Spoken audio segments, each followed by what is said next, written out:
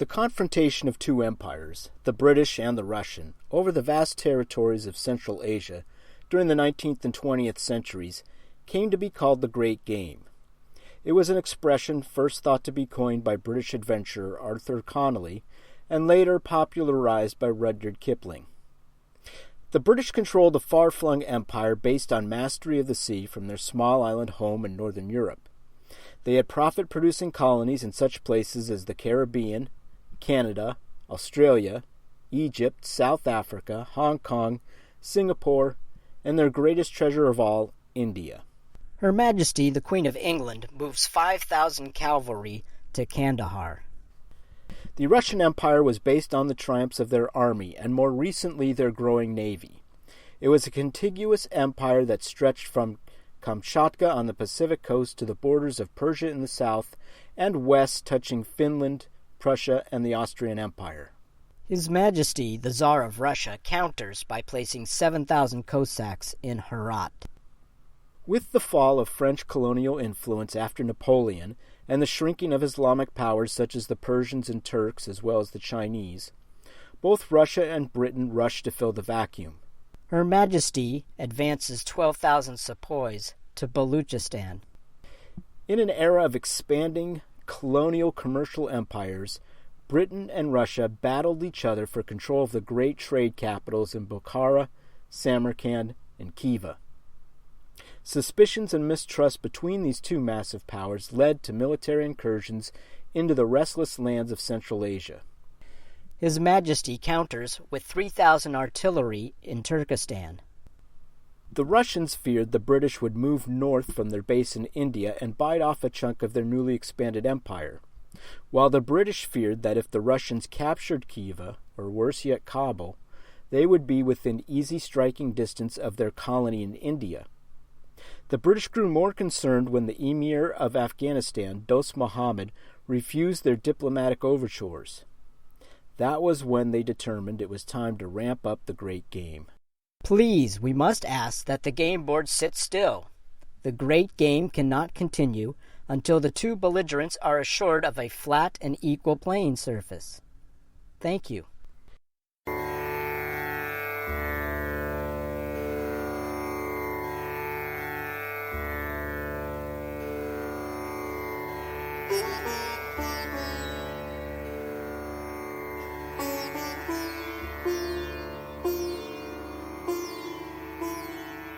In July of 1979, American President James Earl Jimmy Carter gave a televised address to the nation.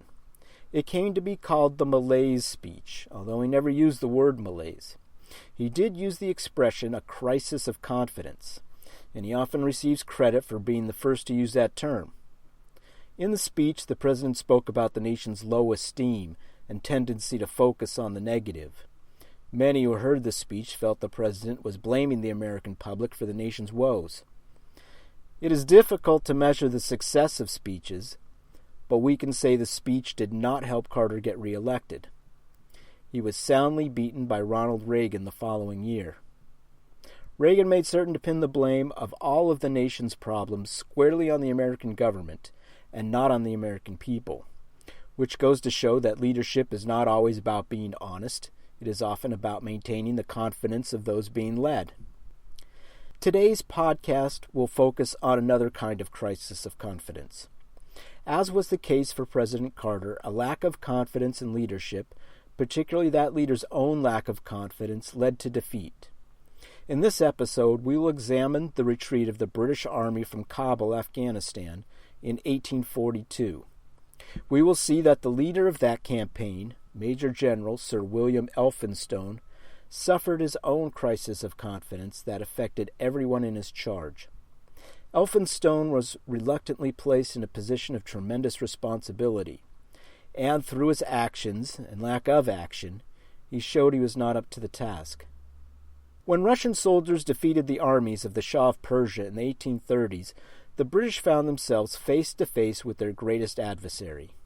It was a short march across the Oxus River to the Afghan city of Herat, the traditional gateway for armies invading India from the west. In 1809, the British friendly Shah Shuja Durrani was ousted from power and later replaced by Dost Muhammad, who took over as emir.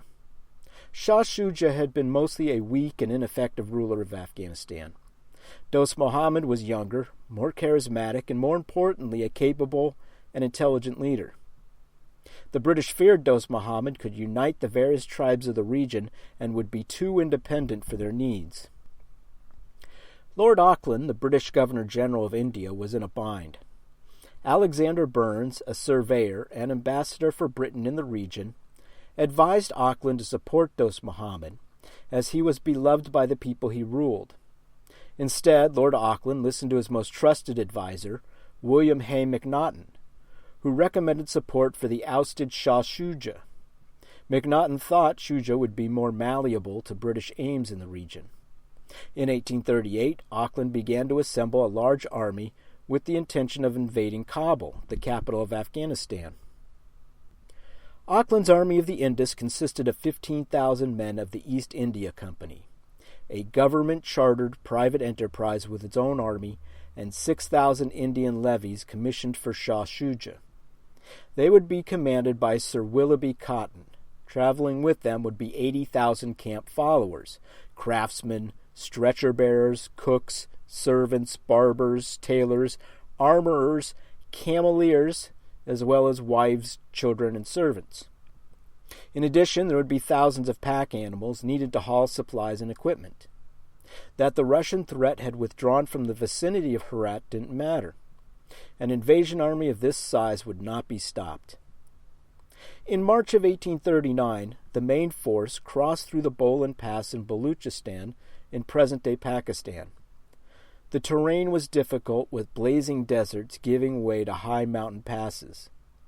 One day the camp was coping with temperatures above 110 degrees Fahrenheit, and the next it would be vicious thunderstorms killing off the pack animals. They reached Kandahar on April 25th and took the city without a fight, when the local leaders fled before their arrival. Shah Shuja was initially received with parades and scenes of jubilation, but beyond the show it was apparent the local populace was unhappy that Shuja had been foisted on them by the despised British, whom the Afghans mockingly called Ferengis, or white people. The Army of the Indus stayed in Kandahar for almost 2 months, where food and other supplies were plentiful. On June 27th, the army moved out of Kandahar for the fortified city of Ghazni, a strategically important site 90 miles south of Kabul. Temperatures during this leg of the journey rose to over 120 degrees, and the columns of soldiers were harassed by local tribes of Ghilzais, Pashtun people who accepted their enormous bribes but failed to offer the protection they promised. In a different act of betrayal, Dost Muhammad's nephew, Abdul Rashid Khan, led the British to one of Ghazni's weakly defended gates. Sappers were able to blow the gates with explosives, and the army charged into the heavily fortified town. The Army of the Indus suffered minor casualties while taking Ghazni in less than 2 hours. Having secured the rear of their column, the Army of the Indus set out 8 days later for the capital of Kabul. Dost Muhammad, meanwhile, had fled. He gathered an army of 13,000 followers and issued a fatwa, or holy war, against Shah Shuja and the British. But in the face of superior numbers, Dost Muhammad's army melted away, and he fled for the relative safety of the Hindu Kush. The Army of the Indus entered Kabul on August 6, 1839, without a shot being fired. Shah Shuja took up residence in the citadel palace of Bala Hissar. His return as ruler of Afghanistan was received with little emotion by the local populace after an absence of 30 years, and he discovered that Dost Muhammad had not kept up the former opulence of the royal palace. In October, most of the invasion force was withdrawn under the orders of Auckland, leaving just 9,000 troops under the command of General Cotton. Auckland felt it was dangerous to leave such a large contingent of soldiers so far away from other garrisons. He also needed more troops back in India, where there was the constant threat of rebellions. Those British troops that remained sent for their wives and families. To the local inhabitants, this was looking more and more like a prolonged occupation by a foreign power. The most logical place to house the troops for defensive purposes would have been the Bala Hissar citadel. However, Shah Shuja did not want to give the appearance of being a pawn of the British, although that was precisely what he was. A compromise was reached, and the army built their barracks on the open plains just outside of Kabul. The British and their Indian allies meant to bring the comforts of home to their outpost in uncivilized Afghanistan. Horse racing and cricket were sports enjoyed by the army and many Afghans. The British built a theater and staged performances of Shakespeare's A Midsummer Night's Dream. In the winter, they went skating on the frozen Kabul River. It was considered a special honor to be invited to evening soirees hosted by Lady Florentia Sale, the wife of Brigadier Robert Henry Sale. Such social gatherings often saw the serving of salmon and stew with Madeira wine and champagne. Single British soldiers mingled with the Afghan women, and this greatly angered the Afghan men, who attached fanatical importance to the honor of their women. Difficulties with local tribesmen continued. Dost Muhammad claimed one victory at the small village of Kohistan, but then mysteriously surrendered to MacNaughton shortly after. Auckland sent the former emir into exile in the Indian city of Ludhiana, along with his many wives, children, and servants, where he was sheltered at great expense. Shah Shuja basically became a prisoner in his own palace. He dared not leave the security of that compound, or his life would be threatened by his own subjects. As the rebels claiming fealty to the absent Dost Muhammad increased in number, the national army of Shah Shuja evaporated as quickly as it was assembled. In April of 1841, General Cotton resigned his leadership position and returned to India. He was replaced by the 59-year-old Major General Sir William Elphinstone, who last saw action at Waterloo 25 years earlier. He was appointed not because of his capabilities as a military leader, but more for his elegant manners and talents in diplomacy. Elphinstone was not known for decisive leadership in a crisis. He preferred consensus to confrontation. Not long after he arrived, he came down with a fever to accompany the severe gout that had bothered him for years. He also had to contend with the East India Company's reservations about the Afghan mission, as it was becoming more expensive by the day. The idea of a complete pullout was considered. MacNaughton and his ally back in England, Foreign Secretary Lord Palmerston, did not want to give up and be forever associated with the failure of the Afghan mission. The spiraling costs led MacNaughton to make the fateful decision to cut the subsidies the British were paying to the tribes that controlled the crucial passes leading in and out of Afghanistan. The subsidies were little more than protection money, and MacNaughton knew he was heading into dangerous territory by withdrawing these. But he felt he had little choice in keeping the operation afloat. The affected Ghalazzi and Kohistan tribes immediately declared war against the British interlopers. All communication between Kabul and India was cut, leaving the outpost virtually isolated. On October 12, 1841, General Sale received orders to clear the route to Peshawar of rebel tribes so that communications and travel could be reestablished.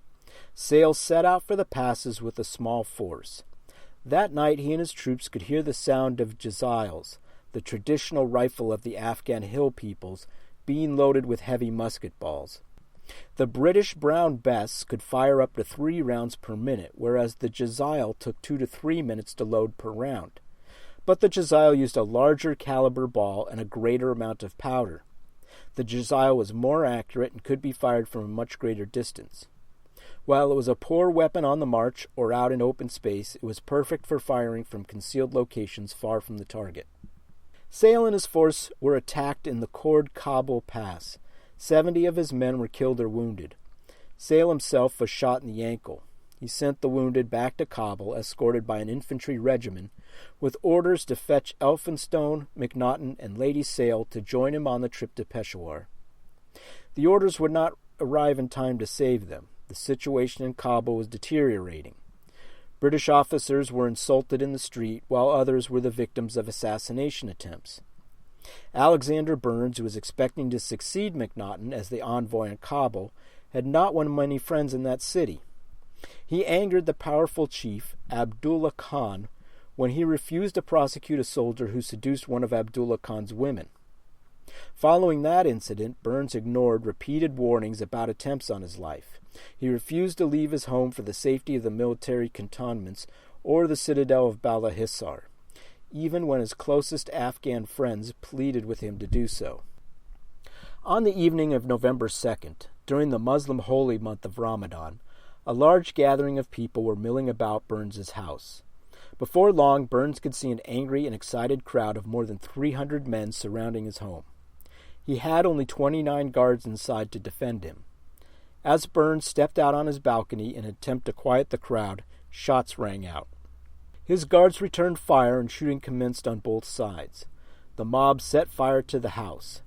Burns's offers of bribe money for protection went unanswered.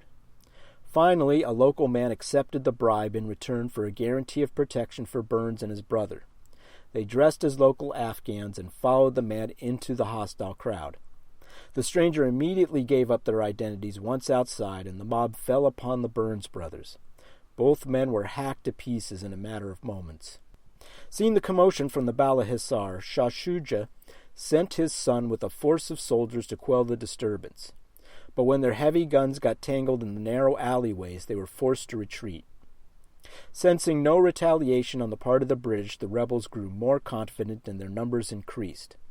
Taking refuge in the military cantonments along with Elphinstone and the other soldiers, MacNaughton dispatched letters to General Sale and to General Knott in Kandahar to send troops immediately to Kabul.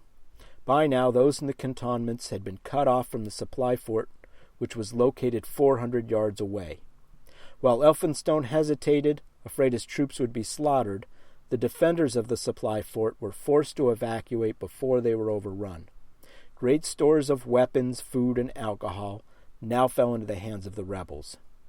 Elphinstone passed up every opportunity to defeat the insurgents before the situation got out of hand. The longer he deferred action, the more numerous were rebels pouring in from the countryside. Had he acted decisively at the first sign of trouble, the soldiers would have easily outnumbered the rebels by a ratio of 10 to 1. But now there were thousands of rebels in the capital, and they had control of the supply fort. Troop morale was cratering. A small flare-up was turning into a rout. Unknown to those pinned down in Kabul, General Knott wouldn't be sending reinforcements from Kandahar because the passes were blocked with snow. And General Sale had chosen to proceed to Peshawar so that a passage could be cleared for those remaining in Kabul. Negotiation at this point meant certain defeat, and defeat meant immediate evacuation from Kabul, just as fall was turning to winter. As the situation grew grimmer, Akbar Khan, the son of Dost Muhammad, entered Kabul with an army of 6,000 followers. He had united the various chieftains in resurrection and was acting as their leader. MacNaughton had turned down Khan's offer to surrender the army's weapons and hand over all the women and children as hostages. He refused, saying he preferred death to dishonor, but as food supplies ran lower, he made a series of deals to hand over forts and territory in exchange for food. On December 8th, the senior military leaders, including Elphinstone and his second-in-command, John Shelton, delivered a letter to MacNaughton asking that he negotiate with Akbar Khan for a peaceful retreat of the entire British camp to Jalalabad, 90 miles to the east. When Akbar Khan offered the envoy the generous terms of the return of taken forts, the surrender of one of the most dangerous rebel leaders, a commitment to Shah Shuja as emir, and the safety of the Bala Hissar for all of the troops until an evacuation could be prepared in spring, MacNaughton could not believe his ears. He agreed to the terms immediately, and arrangements were made for him to sign the treaty the next day. As the envoy and his attending officers sat down on rugs on an open hillside to sign the treaty, MacNaughton could not help noticing the large crowd of agitated Ghalazite tribesmen surrounding the procedures. He asked for assurances from Akbar, who stood up to reassure the envoy. That was the signal the Ghalazis were waiting for. They pounced on MacNaughton and the two officers who were with him. MacNaughton died in the melee either by stabbing or shooting. His body was dismembered and displayed in the market bazaar. The soldiers watched these events in silence from within the walls of the cantonments. An agreement was finally brokered by Elphinstone that in return for the custody of 6 commissioned officers and their families, Akbar Khan would guarantee safe passage for the entire camp to Jalalabad. On January 6, the army and the camp followers gathered their possessions, handed over most of their heavy weaponry, and prepared to evacuate Kabul. There was a foot of snow on the ground, and the temperature hovered around 0 degrees Fahrenheit. As the enormous train of 4,500 soldiers and 12,000 camp followers left the safety of the cantonments, rebels fell on the rear of the column, slashing and shooting many. By the end of the first day, they had traveled only 6 miles. Such slow progress would be a devastating problem throughout the journey. That night, Elphinstone needed to be talked out of a decision to return to Kabul by his junior officers. The next morning, the first signs of a lack of discipline appeared. The advance guard left with no order given and no bugle call. Progress was slow as a bridge was needed to be built across a river. Although the water was little more than hip deep, few chose to traverse the frigid stream by foot. When the camp came under attack by Ghilzais, many of the camp followers dropped their possessions and fled. Others could not cope with the bitter cold and sat down by the roadside to die. By late afternoon, they made camp 9 miles short of Khord Kabul Pass. That gave the insurgents time to set up an ambush in the pass. Many of those that abandoned their possessions during the day died of exposure at night. The next morning there was no order to the procession, and the soldiers were unable to maintain their ranks among the thousands of non-combatants. The column pushed through for 5 miles. With 4 hours of daylight left, they were still far from the strategic Khord Kabul Pass. Akbar Khan and 600 of his soldiers caught up with them and pleaded with Elphinstone not to move on until the next day. Akbar offered fresh supplies and protection from the Ghilzais. Elphinstone agreed, and more hostages were turned over as a show of good faith. Many more people died of exposure that night, while the British officers Eldred Pottinger, George Lawrence, and Colin Mackenzie agreed to surrender themselves to the care of Akbar Khan. As it turned out, this difficult decision would save their lives. Meanwhile, Elphinstone waited in vain for General Sale to arrive with a relief force. To ward off the cold, many of the sepoys burned their caps and clothing, while some of the British troops broke into a supply of brandy. Both actions contributed to more deaths by exposure to cold. Meandering their way through the pass, the column came under attack from the local Ghilzais, looking for loot as much as revenge. Akbar Khan rode into the fray and ordered the Ghilzais in Persian to cease firing. But Pottinger, still a captive of Khan, also heard the leader tell them in Pashto, the local language, to slaughter everyone. Pottinger now knew Khan's true intentions, but he was in no position to do anything.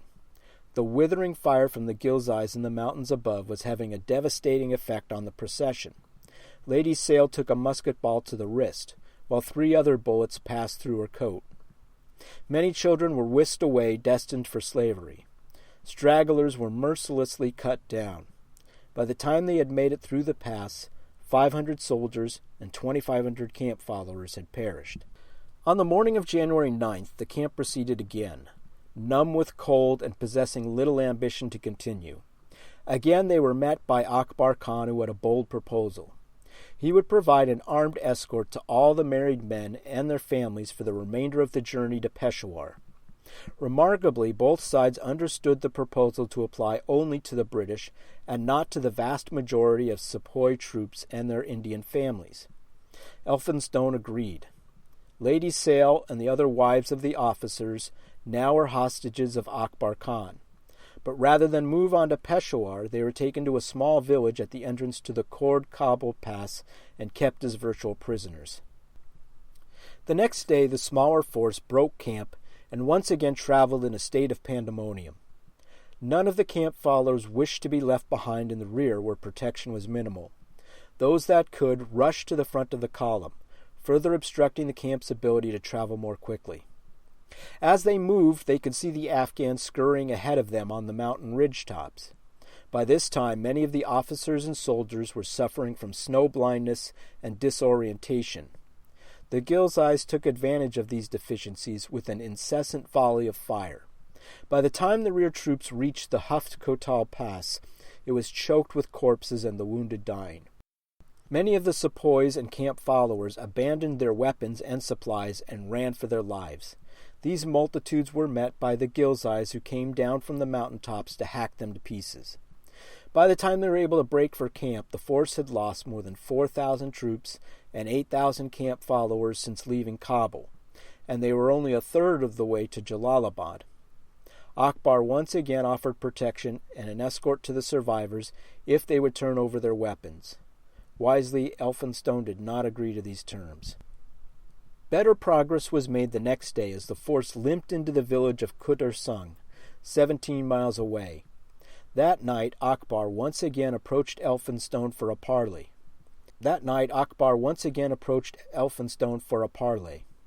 Although his officers pleaded with him not to meet the untrustworthy Sirdar, he, Shelton, and Captain Hugh Johnson met Akbar in his camp. There they were treated to a sumptuous feast and a warm fire. Akbar offered to send sufficient food and water to the army and the camp followers if Elphinstone and his 2 officers would surrender as hostages. Elphinstone refused these terms but accepted Akbar's offer to spend the night in a heated tent. The 3 officers awoke to find themselves captives of the Ghilzais. A day of more negotiations produced nothing but fear and resentment on the part of the British. Brigadier General Thomas Onkteal, now in charge of the troops, broke camp that night, leaving the sick and wounded to their own fate. At the entrance to the Jagdalik Pass, they encountered a barricade of trees and stones. Stopped in their tracks, the Afghans opened fire on them. Hundreds were killed at the impasse, including Onkteal. Finally, a small group of officers and men scrambled over the barrier and bayoneted the Ghilzais that attacked them. By daybreak, a party of 25 officers, 45 soldiers, and 300 camp followers reached the village of Gandamak. A smaller group of cavalry officers bolted ahead, leaving the main group behind. Each trooper now had less than 2 rounds of ammunition. They were led by Major Charles Griffith, the most senior officer remaining. Griffith formed up his men on top of a hillock outside of Gandamak. They were surrounded by Ghilzais and outnumbered by 100 to 1. The Afghans closed in on them, snatching at their rifles.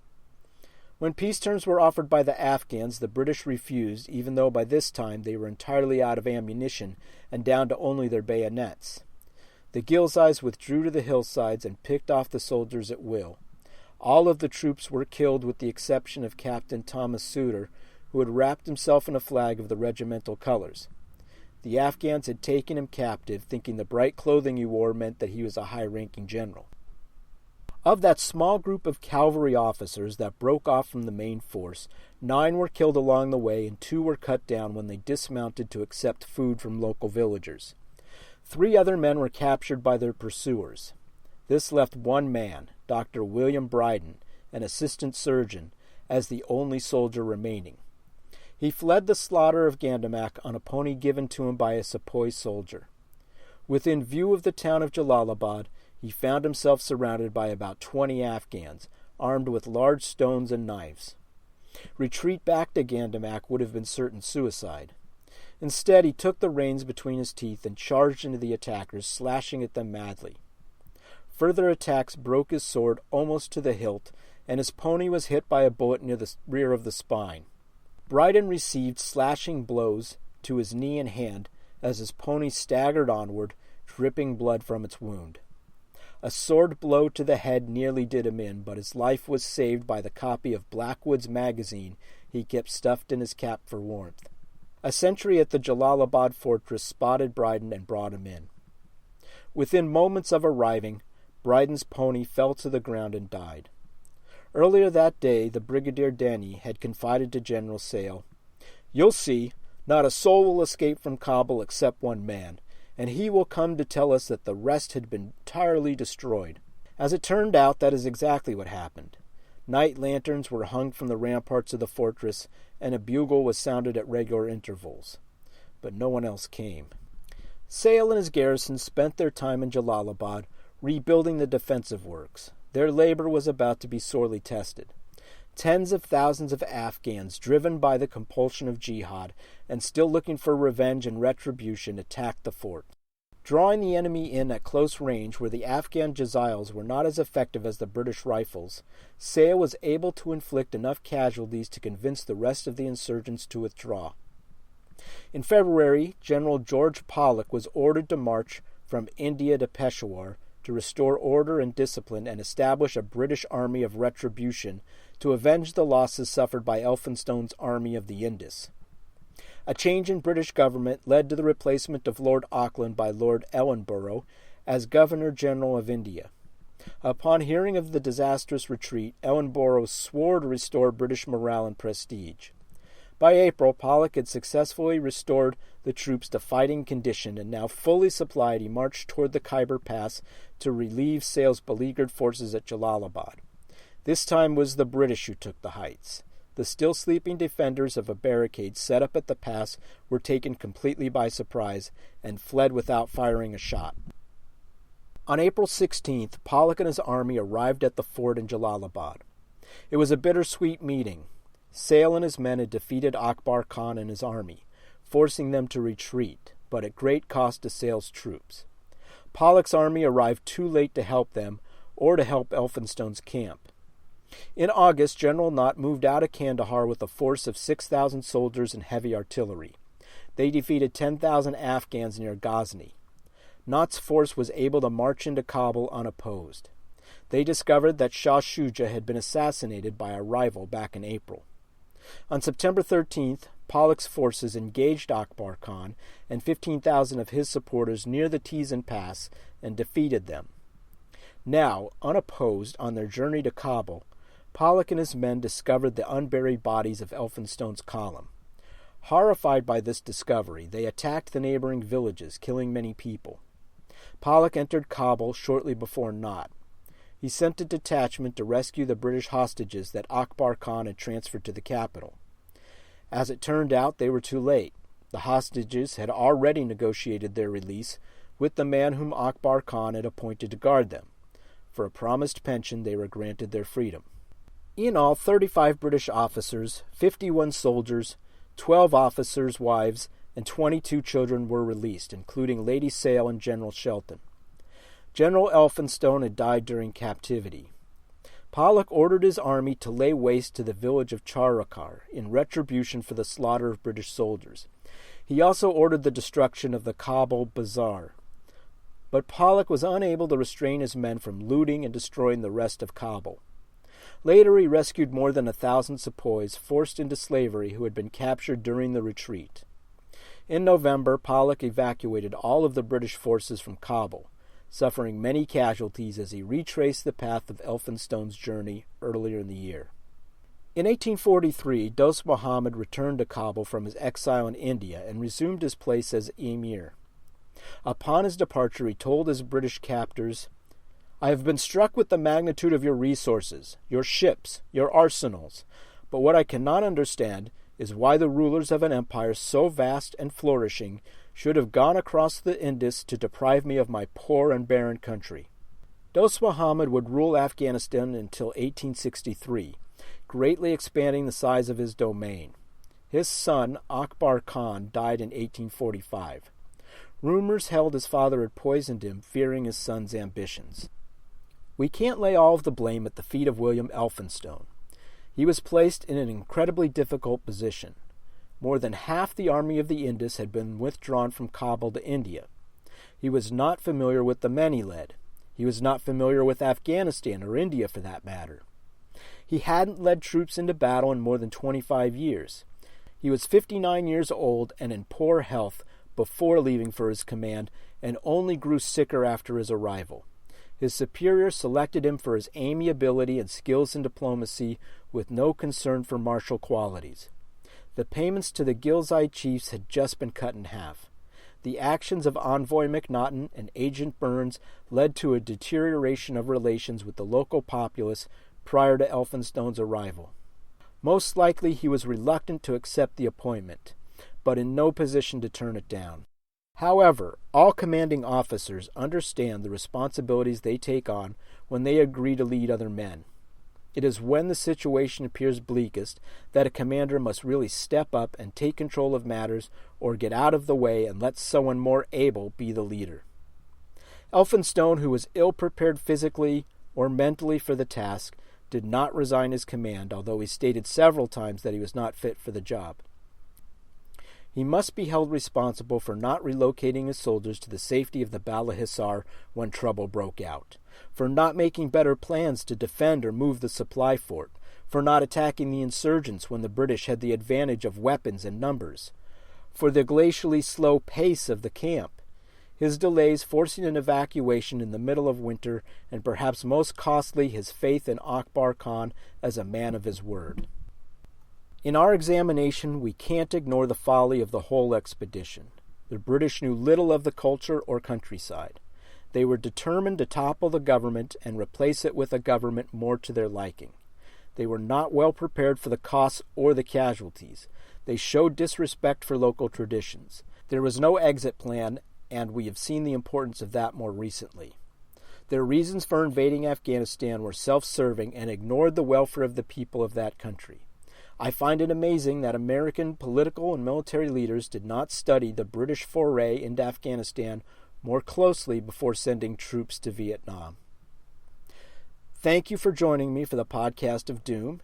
Please feel free to comment regarding your thoughts by emailing me at podcastofdoom@gmail.com or visit me at www.thepodcastofdoom.com.